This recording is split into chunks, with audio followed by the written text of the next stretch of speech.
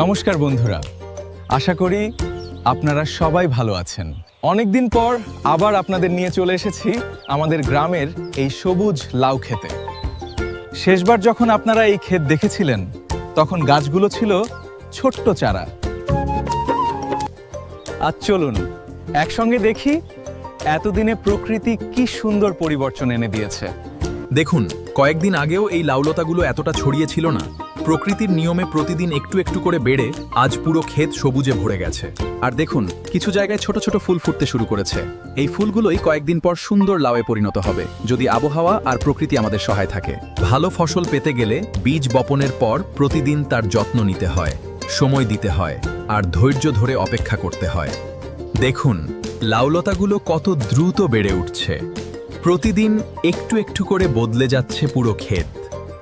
কমেন্টে জানাবেন আপনাদের এলাকায়ও কি লাউ চাষ হয়। আর রোমেন ভিলেজ লাইফ চ্যানেলটি সাবস্ক্রাইব করতে ভুলবেন না। আজ কিছু শুকনো পাতা সরিয়ে দিলাম, লতাগুলো ঠিক করে দিলাম। ছোট ছোট এই কাজগুলোই ভালো ফলনের ভিত্তি। প্রকৃতি প্রতিদিন নতুন কিছু শেখায়। ধৈর্য, পরিশ্রম আর ভালোবাসা থাকলে ফল একদিন অবশ্যই পাওয়া যায়। প্রকৃতির এই সবুজ সৌন্দর্য শুধু ফসল নয়, আমাদের মনকেও শান্ত করে। গ্রামের এই পরিবেশই আমাদের সবচেয়ে বড় সম্পদ। কিন্তু আশা ছেড়ে দিলে ফসলও আসে না।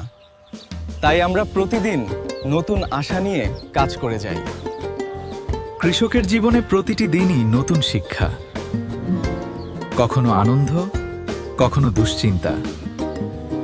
আজকের মতো এখানেই শেষ করছি। যদি ভিডিওটি ভালো লাগে তাহলে অবশ্যই লাইক করবেন। আজকের মতো এখানেই বিদায়। ভালো থাকবেন, সুস্থ থাকবেন। আবার দেখা হবে রোমেন ভিলেজ লাইফের নতুন গল্প নিয়ে। নমস্কার।